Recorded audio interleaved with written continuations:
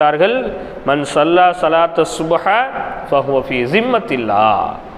யார் சுபுஹ் தொழுகையை நிறைவேற்றி விட்டார்களோ, யார் சுபுகினுடைய ஃபர்லை தொழுது விட்டார்களோ அவர் அல்லாஹ்வினுடைய பொறுப்பிலே போய்விட்டார்.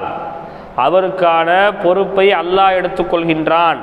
அவர் உடல் ஆரோக்கியத்திற்கான பொறுப்பு, அவருடைய பணத்துக்கான பொறுப்பு, அவருடைய மானத்துக்கான பொறுப்பு, அவருடைய சொத்துக்கான பொறுப்பு, அவர்களுடைய பிள்ளைகளுக்கான பொறுப்பு, அவருடைய மனைவிக்கான பொறுப்பு, அவரை முழுமையாக அல்லாஹ் தன்னுடைய கண்ட்ரோலில் தான் கட்டுப்பாட்டுக்குள்ள அவரை அல்லாஹ் ரப்புல் ஆலமீன் வைத்துக் கொள்கின்றான். எவ்வளோ அற்புதமான விஷயம்! அல்லாஹ் அக்பர்!